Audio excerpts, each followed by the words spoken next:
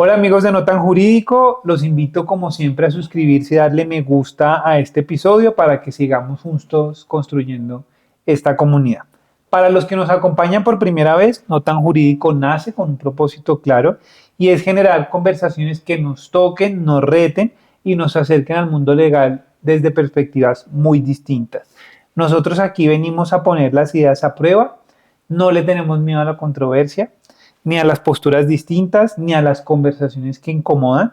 Y hoy vamos a hablar de lo que pasa a un abogado cuando ha estado en todos los lugares, desde todos los lugares desde donde se puede mirar el derecho. Mi invitado aquí ha pasado por firmas, por el Estado, por Ecopetrol, por la Corte Constitucional y luego vuelve nuevamente a una firma. Es decir, que usted ha mirado, y nuestro invitado ha mirado el derecho no desde un solo lugar, sino lo ha visto como un abogado dedicado a asesorar empresas, como funcionario, como asesor estratégico, como magistrado y presidente de la Corte Constitucional y después de todo esto nuevamente como abogado socio en una firma. Mi invitado de hoy es Alejandro Linares, que es ex magistrado y expresidente de la Corte Constitucional, donde estuvo pues todo el periodo. Años antes fue vicepresidente jurídico de Ecopetrol, también fue viceministro, ha estado siempre también en firmas de abogados y es uno de los abogados más reconocidos del país. Y por eso esta conversación de hoy no es solamente sobre la Corte, vamos a hablar de muchos temas, de política, de violación, de decisiones difíciles, de objetividad judicial y también vamos a hablar de cómo argumentar, qué errores también se presentan cuando se argumenta, qué llama la atención de verdad a un juez, qué puede sobrar de pronto en un memorial. A veces creemos que el memorial debe ser muy extenso, si debemos citar o no, en qué extensión.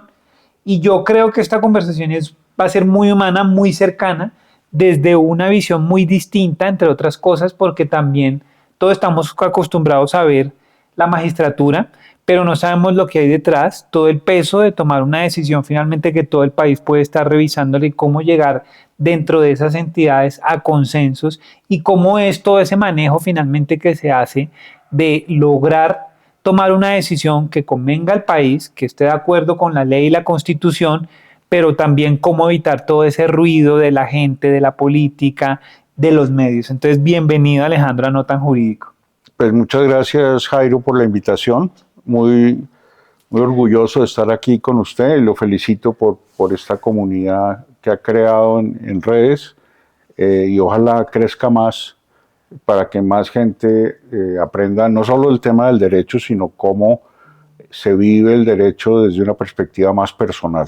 Gracias. Sí, eso ha sido uno de los objetivos y es mostrar, digamos, ese lado humano del derecho. Y yo quiero aquí preguntarle, arrancar, ¿por qué decide estudiar derecho? Buena pregunta. Yo siempre dudé cuando estaba en el colegio si estudiar economía o estudiar derecho. Finalmente me decidí por el derecho, no porque mi padre fuera abogado, porque él nunca ejerció, sino porque el derecho me parece una carrera espectacular y lo he comprobado en el curso de la vida. El derecho le da a uno múltiples oportunidades, digamos, de desarrollarse profesionalmente y es una carrera apasionante, muy linda, no solo la parte técnica, sino también toda la parte humanista que hay detrás, todas las, digamos, disciplinas aledañas al derecho que le permiten a uno incursionar, digamos, en mundos apasionantes, filosofía, sociología, economía. Entonces, el derecho, digamos, para mí ha sido una carrera extraordinaria que me ha permitido hacer lo que he querido en la vida, aunque algunos pensarán que soy un poco disperso, pero la ventaja del derecho es que le da a uno unas herramientas que carga uno toda la vida y las puede utilizar tanto en temas, digamos, sociales y personales, pero también en temas profesionales. Yo creo que eso tiene de bonito esta profesión, es que le permite a uno tener un abanico de muchas opciones. Así es. En este podcast han pasado gente que ha estudiado derecho, pero que ha terminado y tiene posiciones muy distintas. También, por ejemplo, vemos muchos abogados que terminan siendo políticos. Así es. Y hablábamos ahorita, antes de iniciar la grabación, el tema de los últimos y de algunas universidades que están sacando presidentes y como, por ejemplo, ahorita, pues teníamos dentro de la competencia Paloma y Abelardo, pues dos abogados finalmente, Ambos abogados. ambos abogados. Entonces es un tema interesante. Sí, también yo conozco muchas profesiones que se inclinan a ser abogados.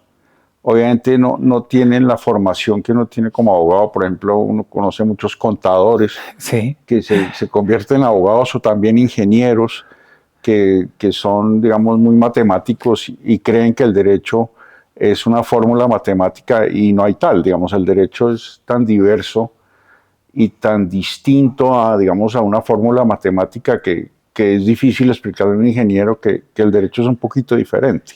claro. Tiene matices y tiene distintos puntos de vista, no como las matemáticas, que es una sola forma de ver el mundo.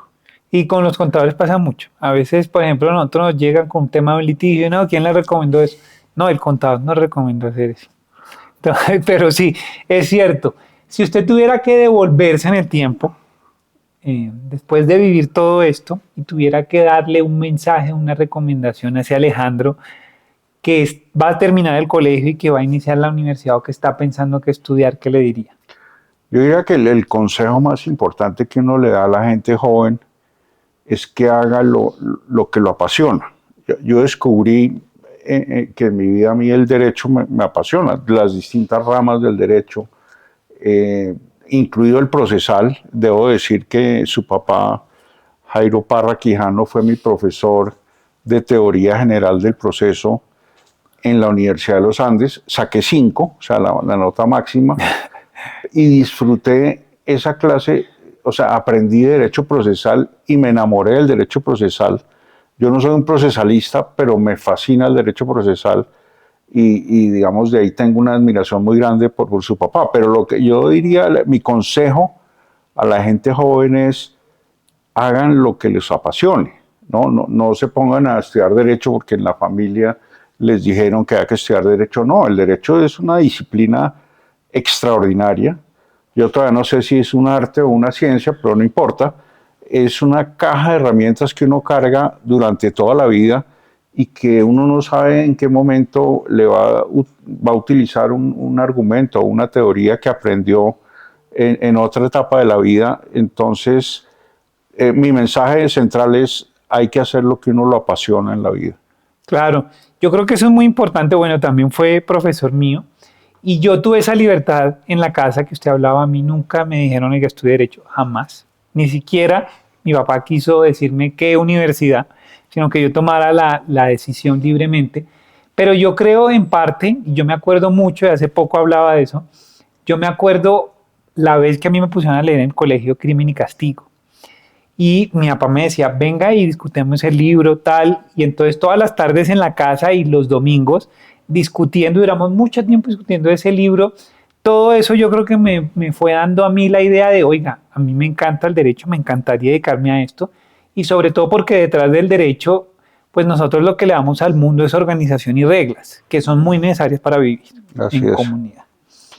Bueno, y usted ha estado, y como hablábamos, en muchos escenarios. Ha estado desde la empresa, en una firma, en el gobierno y también en la Corte Constitucional. ¿Cuál de todos esos lugares le enseñó más? Yo diría que cada rol que uno juega como abogado le enseña muchas cosas. Por ejemplo, si uno está en una empresa, aprende que el derecho no lo es todo, sino que el derecho de cierta manera tiene que adaptarse a las necesidades de los negocios. Pero, digamos, donde más aprendí fue en la Corte Constitucional, no por los temas. Digamos, hay multiplicidad de temas, hay desde procesal, laboral, seguridad social, constitucional, tributario. O sea, todas las ramas del derecho se ven, digamos, sobre todo en las decisiones de constitucionalidad. Pero lo que más me enseñó la Corte fue a escuchar, número uno, y segundo, a entender argumentos distintos a los que uno pensaba. Entonces, de cierta manera, para mí, cada sala plena era un ejercicio de aprendizaje, de escuchar a lo que pensaban los otros y procesar, digamos, esos argumentos y llegar a una conclusión. Entonces, aprendí mucho de mis colegas. Digamos, yo le agradezco mucho los colegas que tuve en Sala Plena porque realmente ellos me enseñaron mucho, me enseñaron a ver un problema jurídico desde otras perspectivas, no necesariamente igual a las mías. Y eso es lo bonito, digamos, de un cuerpo colegiado, digamos, cuando uno está, por ejemplo, en un tribunal de arbitramiento, pues son solo 3 personas, cada una con un voto. A veces el presidente tiene prelación en el tribunal, pero en un cuerpo colegiado de 9 personas, uno tiene que escuchar lo que piensan las 9 personas para poder primero construir consensos, pero también llegar a una solución al caso de una manera razonable, de una manera ponderada, de una manera, digamos, dialogada. Y eso es fundamental, entender los argumentos del otro para poder construir uno, digamos, una decisión colegiada. Porque si uno escucha a 9 magistrados, pues va a tener 9 opiniones distintas y entonces lo que uno tiene que ver es tratar de aprender de sus otros 8 colegas que además tienen el mismo voto que uno, somos iguales. Claro. Y eso es muy interesante porque si uno por X o Y razón piensa que alguien no está de acuerdo con uno y uno de cierta manera no tiene en cuenta sus argumentos, pues ese voto se pierde. Entonces uno tiene que tener cierto pragmatismo para escuchar y para tratar de ver cómo esos argumentos de una persona que no piensa como uno pueden incorporarse en la decisión judicial. Entonces diría que eso le enseñó mucho por consensos y visiones distintas del mundo y del derecho. Correcto, y sobre todo que algo que no hacemos mucho los abogados es escuchar al otro, ¿no? Es muy importante escuchar el argumento del otro y tratar de entenderlo para acoger lo que dice la otra persona o para mejor, digamos, argumentar en contra de los argumentos de la otra persona. Pero si uno no escucha, y ese es un problema de nuestra sociedad actual, que la gente no quiere escuchar nada distinto a lo que piensa, sí.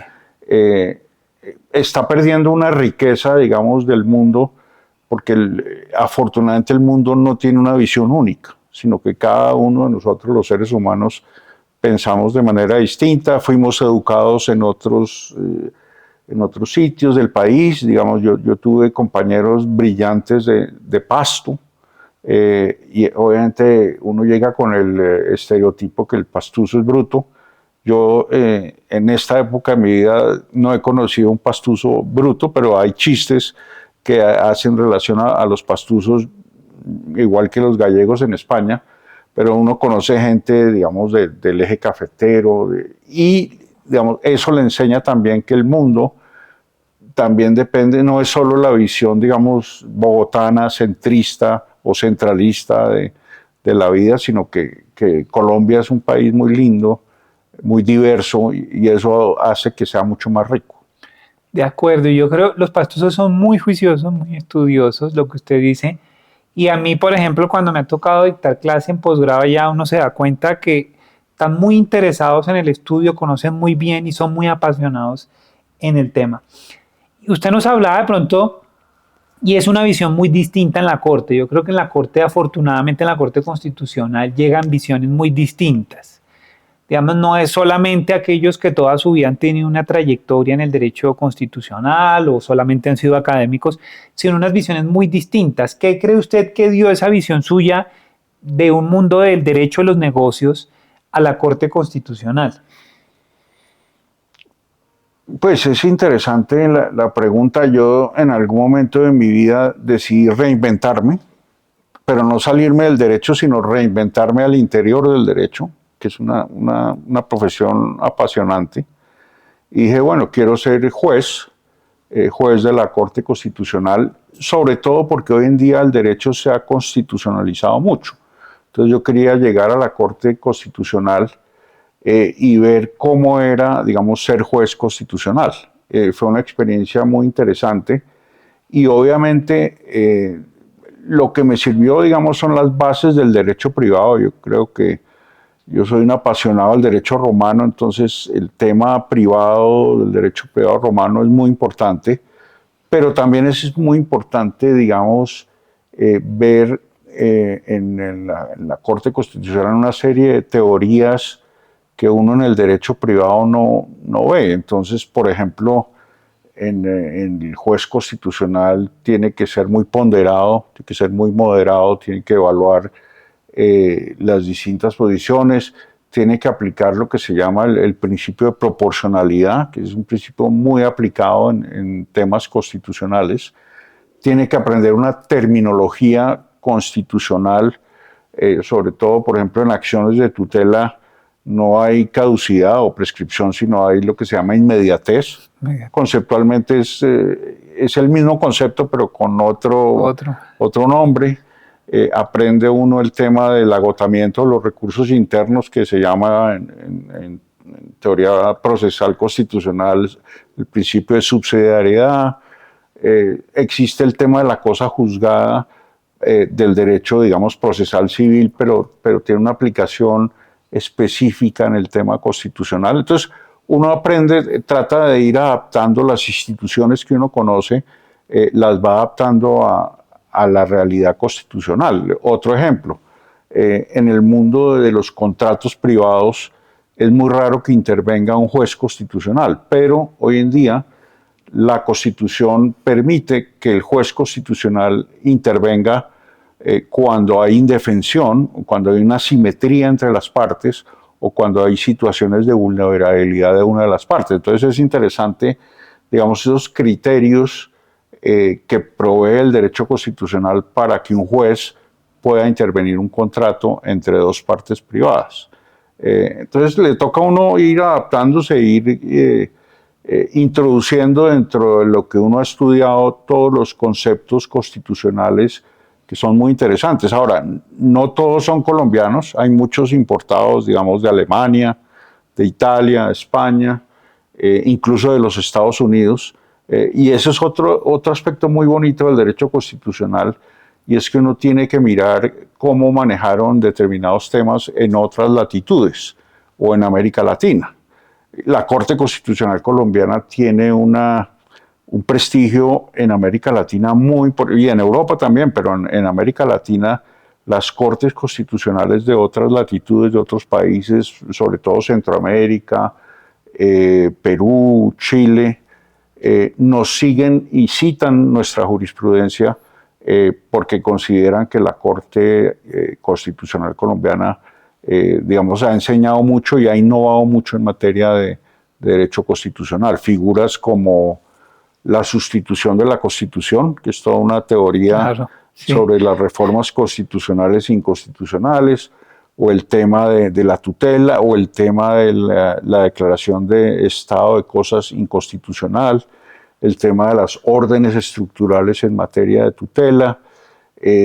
Acabamos de innovar en la Corte con la suspensión de las leyes. Esa es una medida cautelar que se inventó la Corte Constitucional. Pues no se la inventó, yo diría que no es una invención, sino un descubrimiento de que el juez constitucional también puede utilizar las medidas cautelares.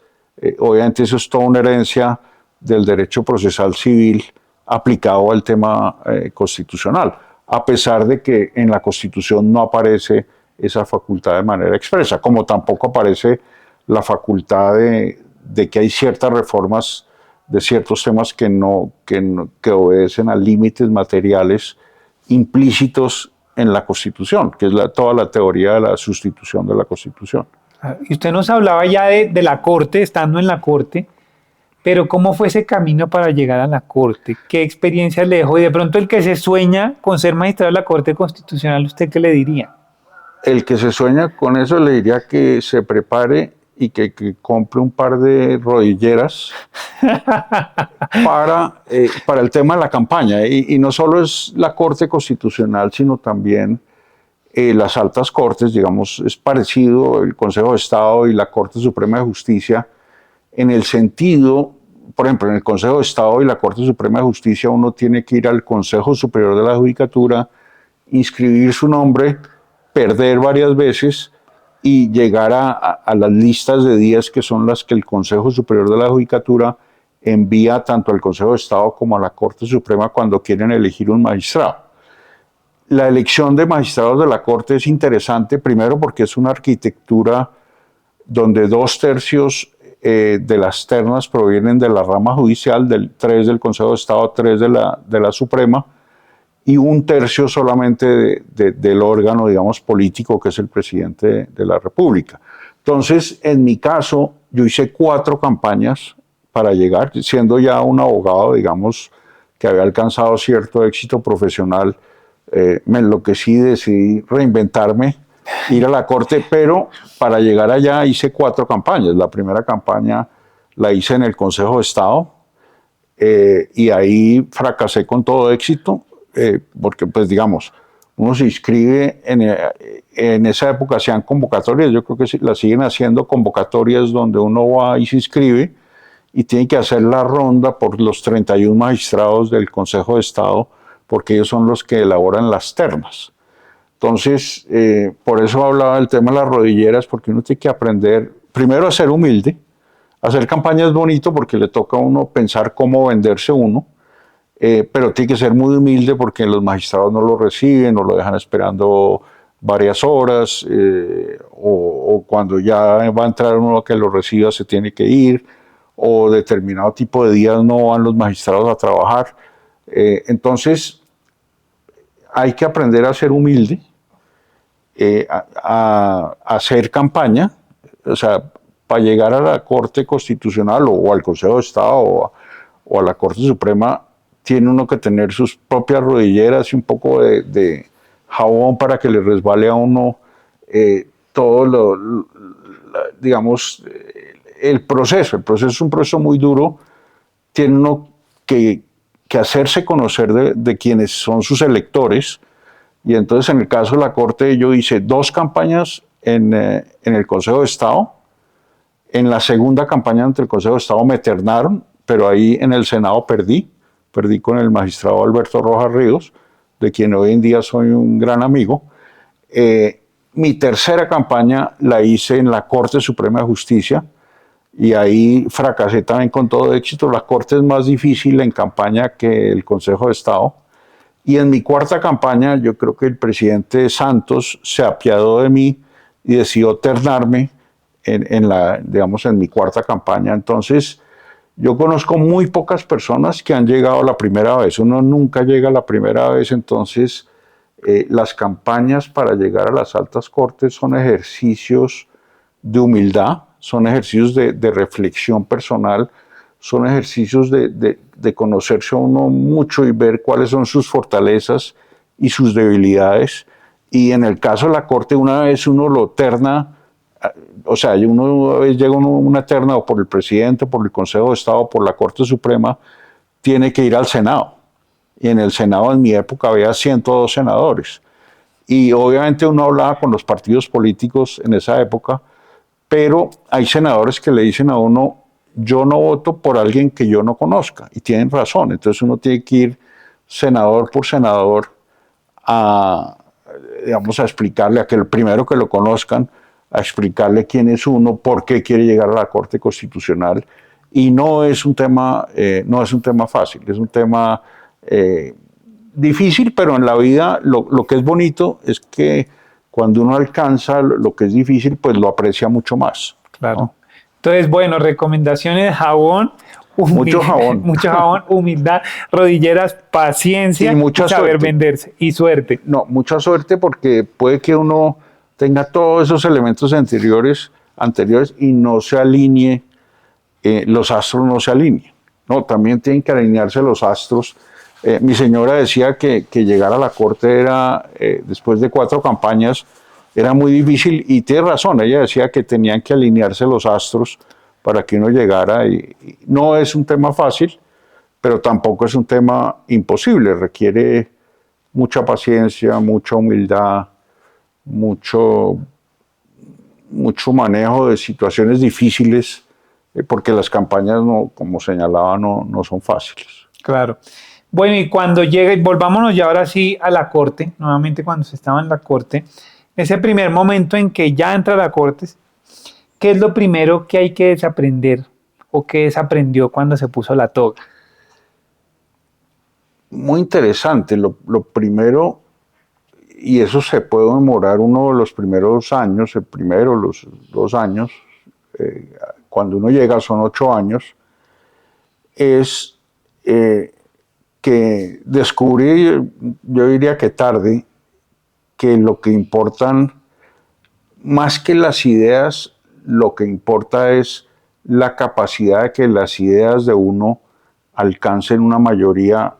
Yo decía que 5 era el número mágico en derecho constitucional y la gente me decía, ¿cómo así? ¿Pero por qué? Y entonces 5 es la mayoría de 9.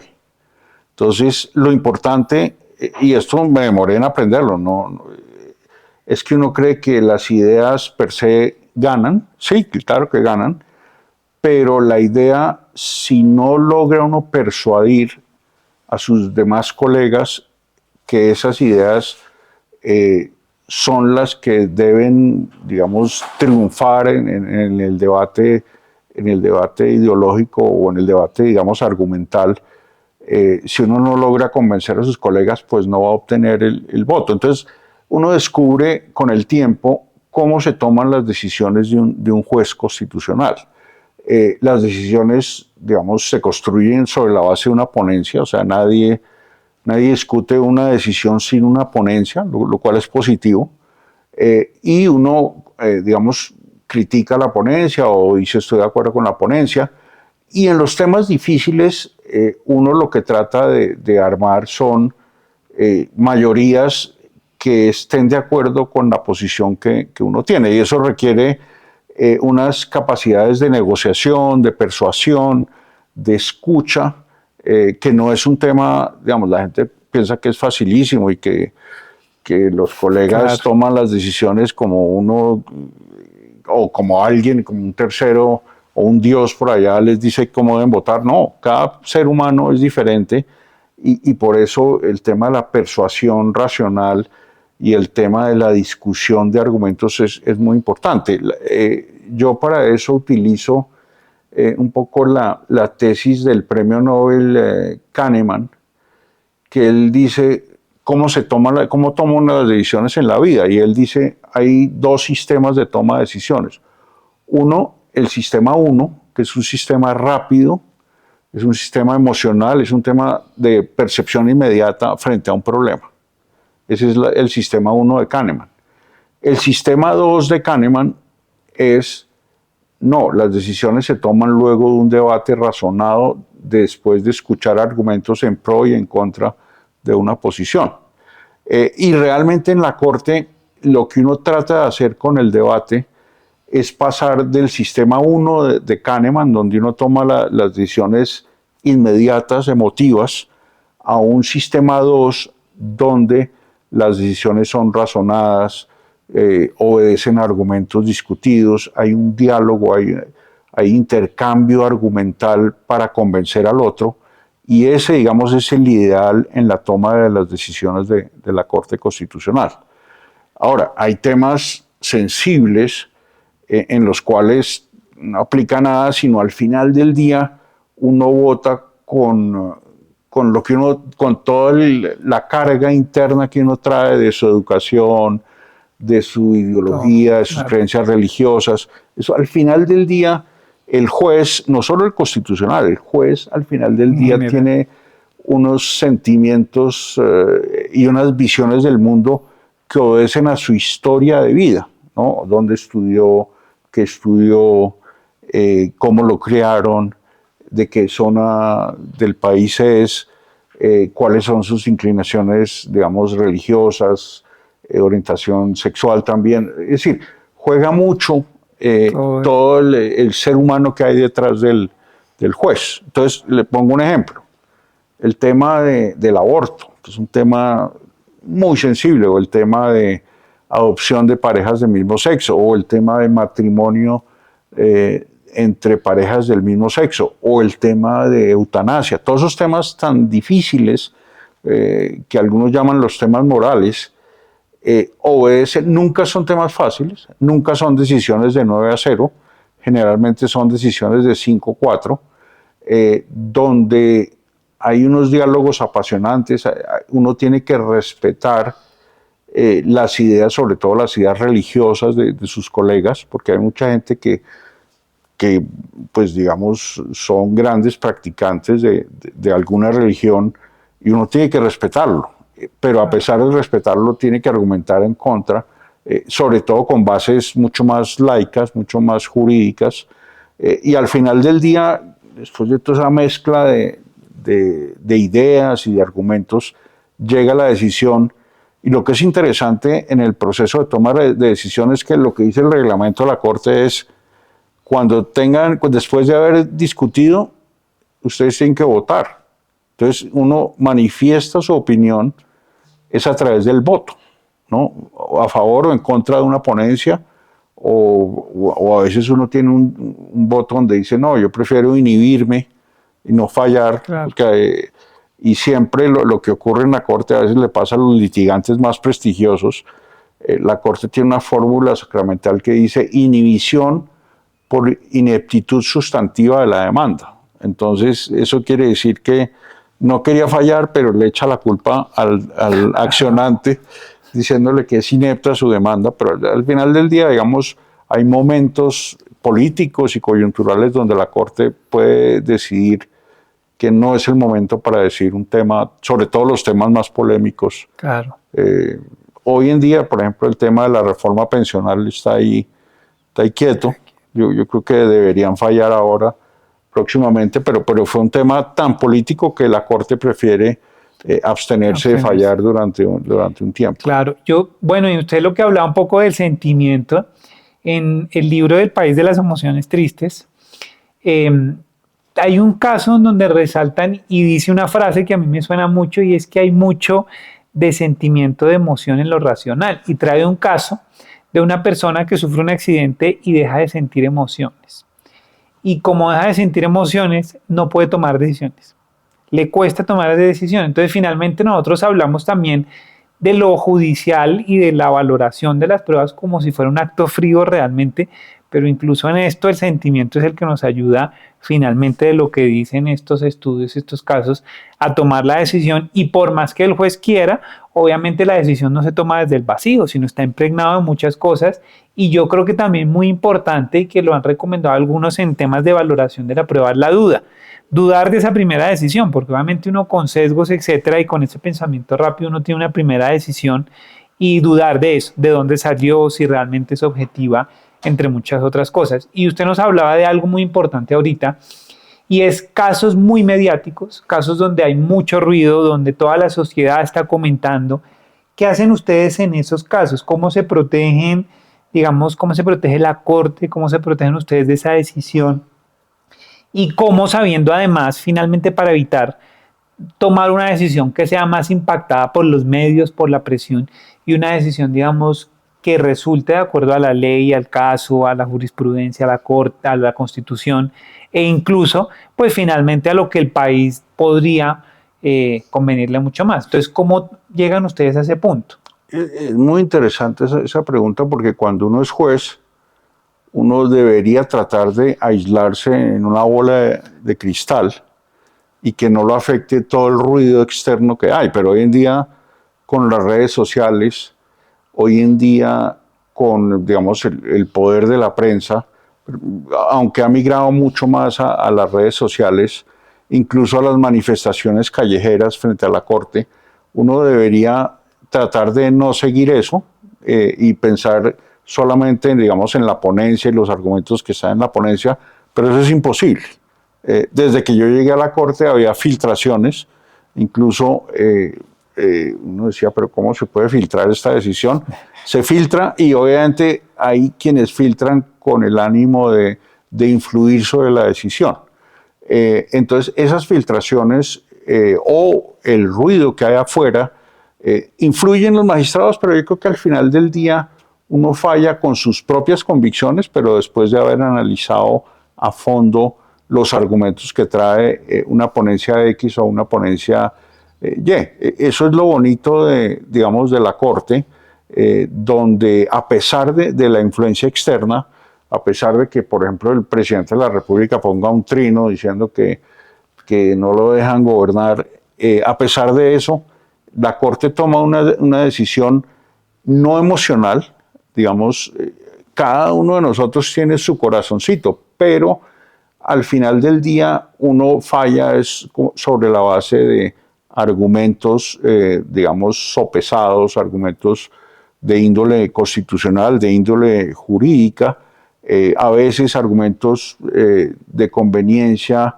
incorporados en algún argumento jurídico, pero siempre sobre la base de los argumentos. Y por eso es que en el caso de Kahneman, eso de leer el sistema uno de toma de decisiones con los sesgos que uno tiene de tomar decisiones rápidas, es mejor tomar decisiones calmadas, pausadas, después de un debate para tratar de tomarlas con el sistema 2 de Kahneman. Y ahí a veces en ciertas decisiones, digamos, difíciles, yo consultaba a los miembros de mi familia, ¿no? Lo cual me valió una descalificación, una recusación en el caso de aborto, porque pues obviamente yo le consulté a mi señora, a mis hijos, qué opinaban, y digamos, yo tengo 4 hijos, 2 hijos estaban a favor, 2 hijos en contra. Mi señora nunca me dijo qué pensaba, pero por decir eso en una entrevista con Vicky Dávila me recusaron y tuve que estar en un tema que yo había promovido, digamos, la posibilidad de tener libertad, de que las mujeres tuvieran libertad frente a su cuerpo. Yo fui promotor de ese tema. A pesar de eso, en la decisión importante no pude estar. Estaba en la banca por bruto, por haber dicho en una entrevista de prensa que yo consultaba, y ese tema específico del aborto, que lo había consultado con mi familia, y que era un tema, digamos, son temas polémicos, son temas difíciles, son temas que ameritan, digamos, consultar con la almohada, porque obviamente son muy divisivos de la sociedad, y uno tiene que respetar cómo piensan las Claro. otras personas. En otro caso interesante, yo vivo en un edificio igual que este, y había una pareja de 2 mujeres homosexuales que vivían 2 pisos abajo, y el día que sacamos una decisión de tutela sobre la posibilidad de que hubiera matrimonio entre personas del mismo sexo, me llegó unas florecitas felicitándome por la decisión. Y eso para mí fue algo extraordinario, porque vi cómo una decisión tan importante de la Corte tenía un impacto en una pareja que vivía al lado de donde yo vivía. Entonces, todos esos temas tan sensibles tienen un impacto directo en la gente, y eso pues lo hace sentir uno como orgulloso de lo que hace. Claro, muchas de las decisiones que toman impactan o pueden impactar a la sociedad en general. Y aquí otro punto que usted nos hablaba y que yo se lo quería preguntar, y era el de la entrevista. ¿Qué le dejó a usted de experiencia la entrevista que dio y que me dijo que se presentó el tema de la recusación? Y de pronto a ese juez que se ve atentado a los micrófonos, ¿qué le diría? Yo diría que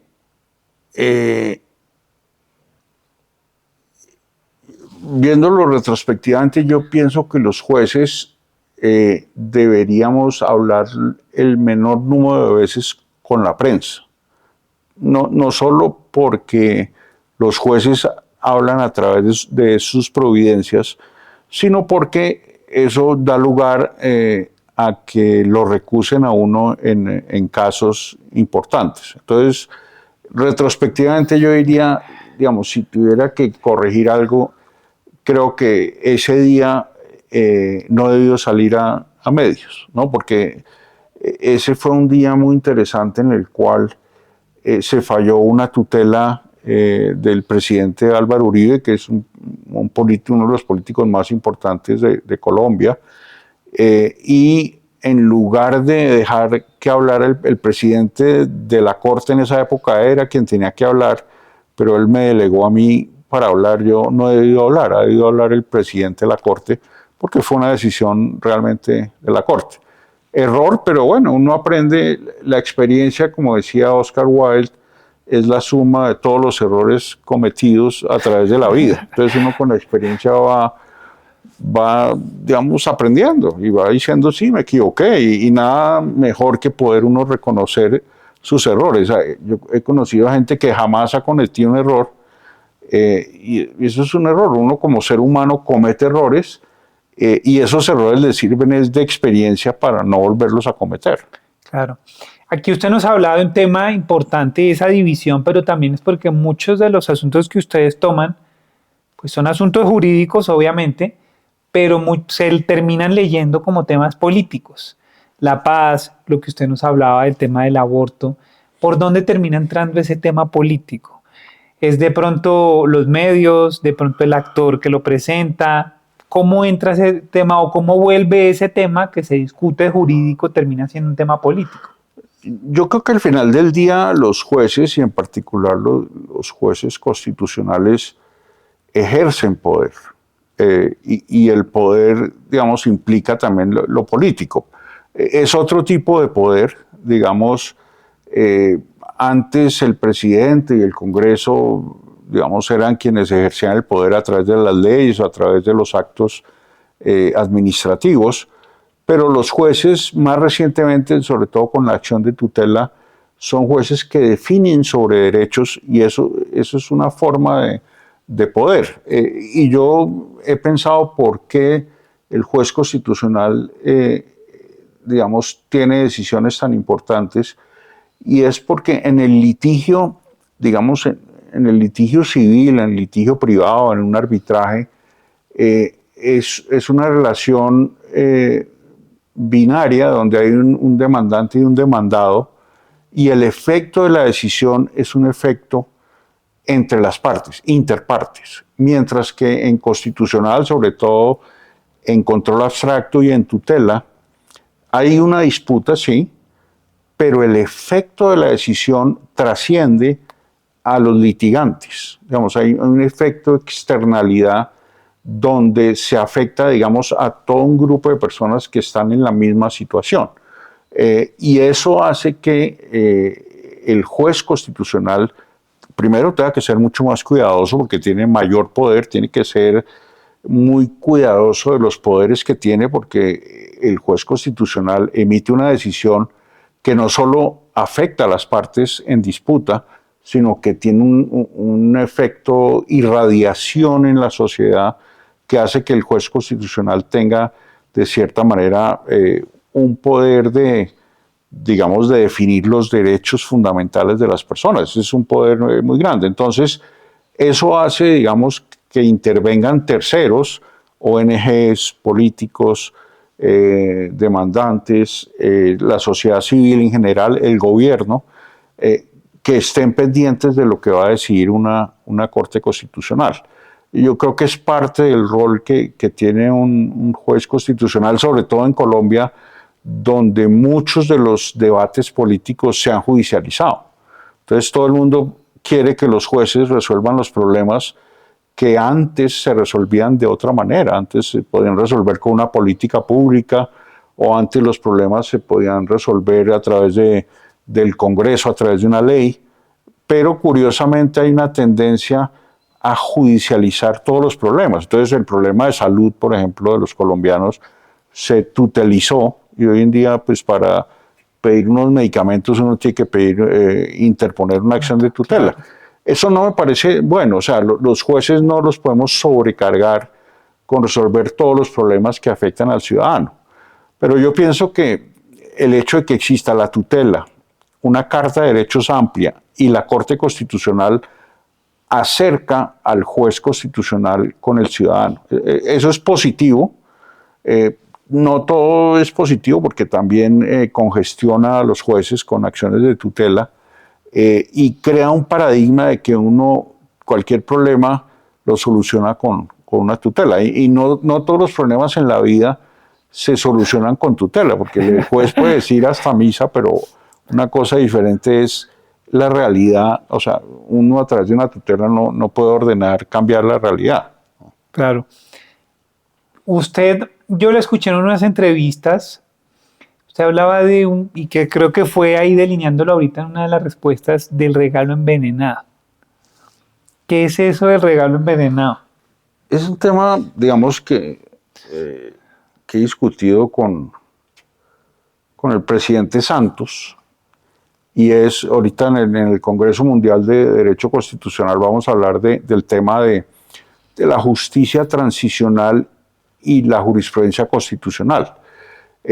Y lo que es interesante es que el regalo envenenado fue que las FARC y el gobierno decidieron darle a la Corte Constitucional la posibilidad, por fuera del artículo 241 de la Constitución, darle la función de revisar el acuerdo final y toda la legislación de implementación del acuerdo final de paz, a través de varios actos legislativos y a través de una modificación transitoria del artículo 241 de la Constitución. Entonces el regalo envenenado fue, nos dieron una papa caliente que era el acuerdo final, un país dividido después del plebiscito, y la Corte de cierta manera revisó el acuerdo y toda la implementación del acuerdo, y yo creo que salimos bien librados. En otras palabras, nos tocó, digamos, equilibrar o ponderar la supremacía constitucional versus los derechos de las víctimas a justicia y reparación, digamos, con la creación de la Justicia Especial para la Paz, de la Jurisdicción Especial para la Paz, pero también otros temas que estaban dentro del acuerdo final. Eso obviamente es muy político, pero creo, mirándolo retrospectivamente, pienso que fue una buena decisión del Estado. Yo pensaría, uno, porque las FARC, curiosamente, que estaban contra el establecimiento, solo confiaban en la Corte Constitucional, que es muy interesante. Y dos, porque desde el punto de vista de los funcionarios públicos, también de cierta manera querían blindarse frente al acuerdo de paz. ¿Por qué? Recuerde ustedes que la gente se le olvidan las cosas, pero el alto comisionado para la paz del presidente Uribe todavía vive por fuera de Colombia porque fue acusado de hacer un acuerdo con un grupo guerrillero que no existía o algo así. Entonces, los negociadores de paz del gobierno yo creo que también querían cubrirse las espaldas frente a que no los fueran a meter a la cárcel por haber negociado con las FARC, ¿no? Entonces, ese regalo envenenado lo supimos manejar, no nos envenenamos, lo manejamos y salimos bien librados como institución, como Corte Constitucional. Yo creo que tratamos de ser lo más objetivos y neutrales posible en un país políticamente muy dividido después de los resultados del plebiscito. Incluso la Corte, de cierta manera, cuando se analizó el plebiscito y cuando se analizó si se había o no refrendado el llamado fast track, fue muy ponderado, y hay dos sentencias que de cierta manera le dijeron al presidente Santos, primero, si el plebiscito se pierde, el presidente conserva sus facultades de firmar un nuevo acuerdo, que fue lo que hizo Santos, o incluso después la forma de refrendar el acuerdo final no necesariamente era a través de un plebiscito, podía hacerse a través de la democracia representativa, que era el Congreso, como en efecto lo hizo en su momento el presidente Santos. Esto fue hace ya casi 10 años. Sí. Lo que muestra es que para la Corte son decisiones muy difíciles, muy divisivas, y la Corte siempre tiene que pensar en la institucionalidad, en no dividir al país, en que sus decisiones sean legítimas, basadas en argumentos, digamos, argumentos constitucionales que la gente acepta. Así no los comparta, la gente acepte esos argumentos, porque esas decisiones realmente dividen al país. Y en todo esto que nos venía contando, y desde el comienzo nos hablaba el tema del consenso, que el consenso, una de las cosas que usted aprendió, digamos, al llegar a la Corte, y obviamente usted tiene compañeros pues muy inteligentes, que tienen sus ideas también, sus convicciones, que creen que ellos también tienen la razón. De todo eso usted nos habló, eso fue de lo que más aprendí, pero ¿qué recomendación daría usted para llegar a consenso, para manejar ese tema entre los compañeros y a veces esa dificultad en la discusión? No, yo creería que lo bonito de del derecho constitucional es que es una herramienta, digamos, que permite llegar a consensos a través de argumentos constitucionales. Y yo creo que lo más importante para llegar a los consensos no es como si fuera una tribu de determinadas posiciones jurídicas, sino que el consenso tiene que llegar a través de una discusión racional de argumentos. Eso es lo bonito, no es decir quiénes están conmigo, o sea, quiénes somos de Santa Fe o quiénes somos de Millonarios aquí en la sala, entonces votemos de tal manera, no. La forma de llegar a una decisión es a través de una discusión de argumentos y a veces a uno lo convencen. Yo en sala plena llegaba con una posición predeterminada, después de escuchar la discusión, decía, no, me convencieron, y creo que ese es de cierta manera, es la utilización de los argumentos constitucionales para construir consensos que sean, digamos, perdurables y legítimos en el largo plazo, porque realmente lo importante de una decisión de la Corte no es que tenga 5 votos contra 4, sino que realmente los argumentos que están en la sentencia sean argumentos, digamos, que carguen legitimidad, que muestren, digamos, la discusión racional de los argumentos. Cuando uno pierde, tiene una salida que se llama el escrito separado, o que puede ser una aclaración de voto, o que puede ser un salvamento de voto. Yo hice muy pocos salvamentos de votos muy duros. A veces uno en el calor de la pérdida está muy emotivo y escribí un salvamento duro. Yo esperaba, mis salvamentos los esperaba como un mes para estar más tranquilo y que fueran mucho más racionales y menos emocionales. Claro. ¿No? Hoy en día, por ejemplo, estoy escribiendo un artículo con la base en una aclaración de voto que hice sobre una tutela sobre la responsabilidad de los árbitros, ¿no? Entonces, esa aclaración de voto me hizo pensar, reflexionar sobre ese tema, y después, obviamente, la idea de un escrito separado, de un salvamento de voto, de una aclaración de voto, es que a futuro se convierta en la jurisprudencia mayoritaria. Eso es, digamos, lo que esperaría uno. Y hay veces en que uno construye,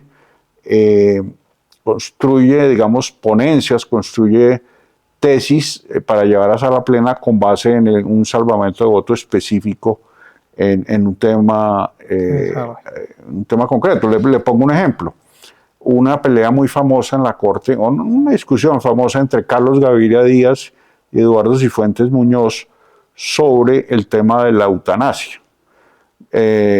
Eso fue por allá en el año 2007, donde el ponente fue Carlos Gaviria y se señalaba que la eutanasia era solo para enfermedades terminales. En el salvamento de voto de Cifuentes, quien está de acuerdo con la eutanasia dice que no, que la eutanasia también debe aplicarse a personas que tienen un gran sufrimiento sin necesidad de tener una enfermedad terminal, y ese salvamento de voto terminó siendo la sentencia de Diana Fajardo sobre eutanasia.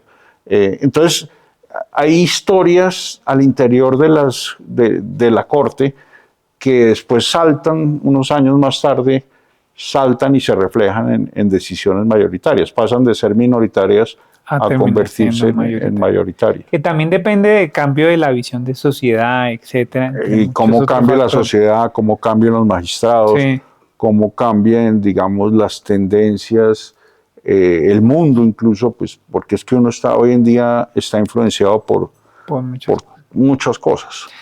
De varios casos que nos ha venido hablando, no sé si está dentro de eso, es otro. ¿Cuál es el caso que usted siente que más le ha costado? ¿Cuál es el caso que usted dice más lo impactó, sea por lo humano, por lo institucional, por lo político, el que más difícil le pareció? No, en eso toca ser sincero. El caso más duro para mí fue la tutela del expresidente Uribe, que era una tutela que se relacionaba con qué pasaba con la cuerda procesal cuando uno renuncia al fuero que tenía el presidente como senador en la Corte Constitucional, perdón, en la Corte Suprema de Justicia, en la Sala Penal. Entonces, la pregunta jurídica era, ¿qué pasa? O sea, ¿qué pasa con todas las actuaciones que había habido en la Corte Suprema de Justicia, en particular una indagatoria? Ya había sido vinculado en la Corte Suprema de Justicia. La pregunta era si hay cambio de cuerda procesal porque él renunció a ser senador, si él seguía vinculado bajo el sistema acusatorio. Y ahí lo que hice fue un ejercicio de comparación de regímenes y hacer una equivalencia funcional entre indagatoria y imputación, pero digamos el caso técnicamente es relativamente fácil. Lo difícil de ese caso fue la presión, digamos, que yo sentí y también mi familia en relación con la importancia política de la decisión. Digamos, hubo una gran presión sobre el ponente para que, digamos, fallara en determinada forma. Yo tenía mi posición y si lo tuviera que hacer hoy en día, jurídicamente es el mismo tema, porque es un tema relativamente fácil. El caso jurídico era fácil, lo difícil fue ver cómo mis compañeros de sala, uno a uno, me fueron diciendo no lo apoyamos en su ponencia y yo decidí, voy a presentar la ponencia y si me derrotan no importa, pues mi ponencia va a ser el salvamento de voto. Pues uno generalmente cuando pierde en una ponencia, su salvamento de voto es la ponencia que presentó. Con tan, digamos, con la suerte, señaló que 4 personas más me acompañaron, o sea, 5 votos y 4 personas no, quedamos 5-4. Pero entonces el caso ha debido ser un caso más, pero dado, digamos, la importancia política del presidente Uribe, lo que estaba en juego en ese momento, fue una presión muy grande que yo afortunadamente pude resistir, pero tuvo unas consecuencias posteriores, digamos, terribles y muchos enemigos, pero esa es la vida, digamos, uno tiene que hacer lo que tiene que hacer cuando está en un caso determinado. Claro. Y me imagino que incluso cuando ya sale la decisión, la firma, le sigue dando vueltas. Ah, no, claro. Y muchas, no esta, muchas que le siguen dando vueltas. No, hay muchas que le siguen dando vueltas, hay algunas en las cuales uno dice, he debido fallar de otra forma, hay otras donde dice, no, fallé correctamente esta decisión. Ese es el problema, digamos, también del juez. Los jueces también nos equivocamos, digamos, eso uno tiene que aceptar que somos seres humanos y nos equivocamos, pero esa decisión fue muy importante, no por el tema técnico procesal, que era relativamente fácil, sino mucho más difícil por la presión mediática, pero no solo mediática, sino la presión política que hubo en esa decisión sobre todos los magistrados de la Corte, no solo sobre el ponente. Digamos, la presión sobre el ponente fue mayor, pero también hubo una presión sobre el voto de cada uno de los magistrados. Y eso, digamos, eso se sintió en la sala, había mucha emoción. Daniel Coronel parecía que tuviera la ponencia, pero no la tenía, pero se inventaba la mitad. Y eso también mueve mucho a los compañeros de sala, y los compañeros de sala pensaban que alguien había filtrado la ponencia, pero afortunadamente la ponencia nunca se filtró, pero la presión sí fue muy grande sobre todos los magistrados de la Corte. Y en esa experiencia que ha tenido desde varias aristas, ¿qué diría usted, digamos, a ese abogado, temas de argumentar, de presentar un buen argumento?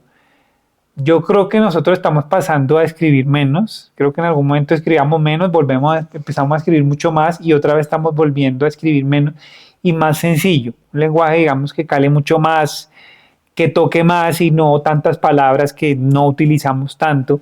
¿Qué recomendación le daría a usted en todo eso y en toda su experiencia, cómo argumentar bien? Primero, la gente cree que escribir largo es muy bueno y yo creo que es pésimo.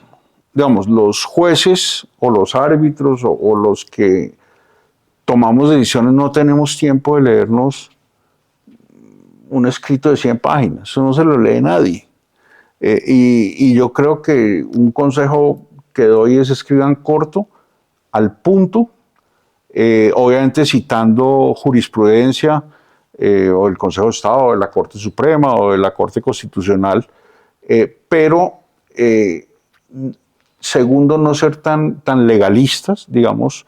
Yo creo que el litigio ha pasado de ser ejercicio argumental de textos a un ejercicio argumental de argumentos, digamos, de principios, por ejemplo, lealtad procesal, buena fe, que obviamente están ilustrados en casos concretos o en normas concretas, pero de cierta manera yo lo que yo les recomendaría a los litigantes es no ser tan textualistas, ¿no? Utilizar el texto, obviamente, de la norma positiva, que es fundamental, pero también argumentar qué hay detrás de una norma, por qué se consideró, por ejemplo, la igualdad de armas en un proceso, qué hay detrás de ese principio, que es un principio del debido proceso fundamental, o qué hay detrás de la buena fe procesal, o qué hay detrás digamos, de una norma específica. No hay que citar solo la norma, sino de cierta manera el principio que está detrás de la norma. Entonces yo recomendaría corto en extensión, muy sólido en argumentación y en las fuentes jurídicas, ya sean normas y jurisprudencia, y escritos muy coherentes, ¿no? Entonces yo con la gente que trabajo yo les digo, escriba corto, con buenos argumentos y coherente, y ya. De cierta manera, yo al principio de cualquier memorial pongo, este memorial pretende tal cosa, se estructura así, A, B y C, y desarrollo el memorial, y al final la solicitud que uno formula.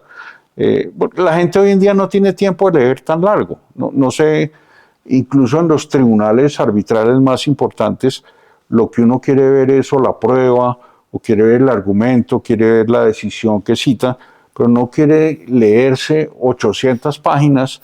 Eso no se lo lee nadie, no sé para qué.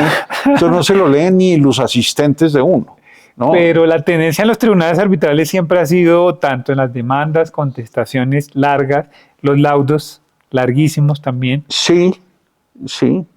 Y entre más largo un laudo, pues mayores causales que uno encuentra para anularlo, ¿no? Entonces, sí, esa es una tendencia que no me parece muy positiva. Yo creo que uno como árbitro, como juez, quiere entender rápido cuál es el problema jurídico que está resolviendo, quiere ser muy pragmático, y hay estilos, ¿no? Hay gente que quiere construir jurisprudencia cuando falla. Claro. Yo soy más pragmático en el sentido de que uno tiene que resolver el caso que le están poniendo sobre la mesa, no, ni más ni menos. Hay colegas míos en la corte que resolvían el caso, pero además fijaban toda una doctrina sobre la institución jurídica que uno estaba analizando.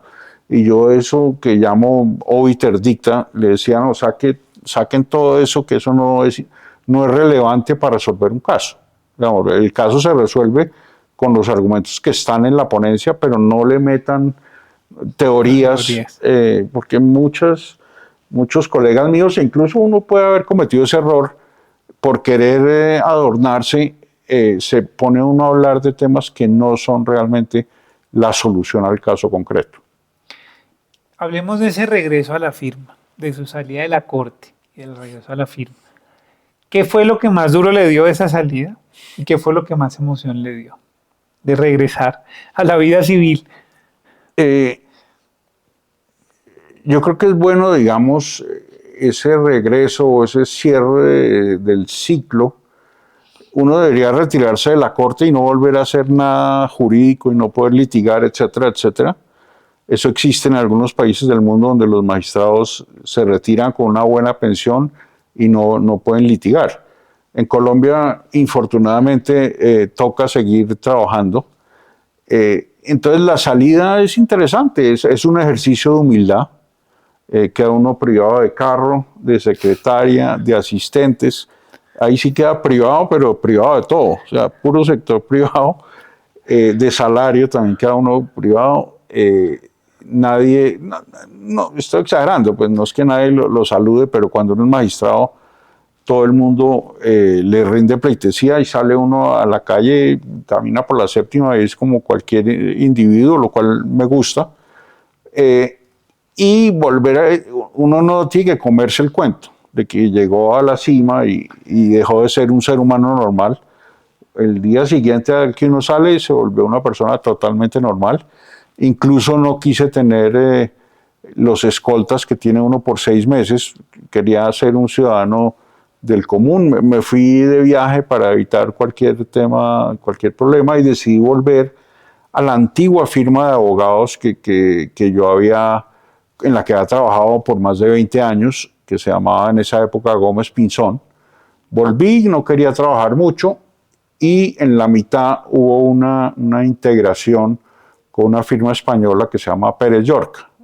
Y entonces hoy en día soy socio de una firma que se llama Pérez Yorca, una firma muy interesante, donde, digamos, lo que me gusta es ver los errores que cometen los litigantes privados frente, digamos, a las altas cortes. No hay que ser muy acucioso, no hay que escribir largo, hay que ser muy respetuoso de los jueces, hay que, al principio de cada memorial, hay que resumir qué está diciendo uno, porque la gente, Sí. digamos, si uno cuando uno mira el trabajo que hay en la rama judicial, debe escribir corto, porque si no, no lo leen a uno, jamás no lo van a leer, aún en tutela o en lo que sea, hay que escribir cortico, hay que decirle, de cierta manera, hay que mostrarle los argumentos al juez. Entonces, eso ha sido un aprendizaje importante, de que los jueces no tienen todo el tiempo del mundo. Los árbitros tienen más tiempo porque solo tienen ese caso,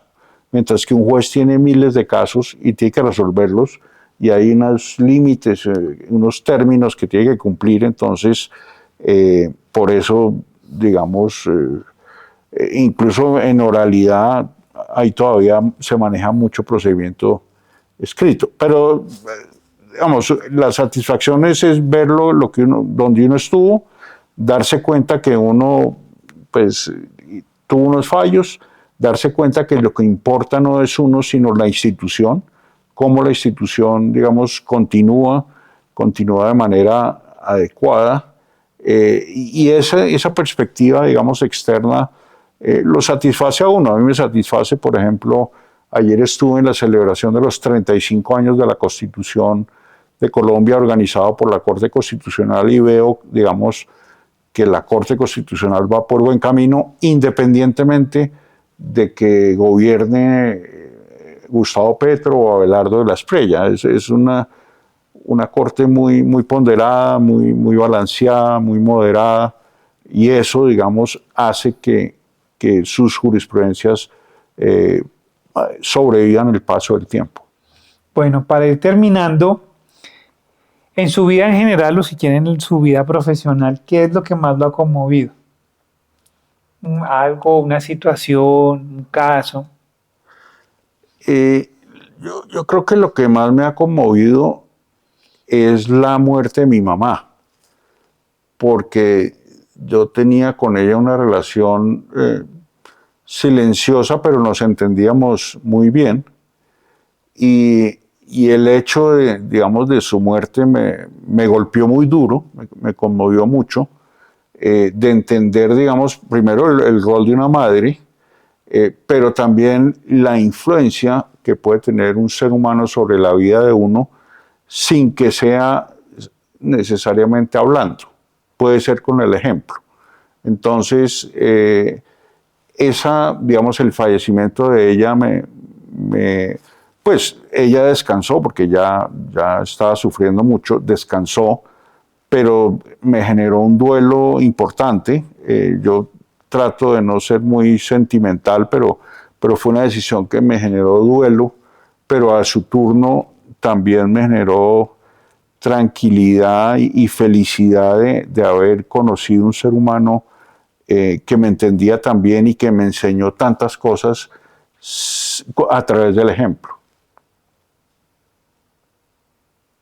Bueno, muchas gracias por el mensaje, muchas gracias por todas las reflexiones, muchas gracias por aceptar esta invitación y a ustedes muchísimas gracias. Como saben, menos solemnidad, más criterio. Esto es No Tan Jurídico. Nos vemos en el siguiente episodio.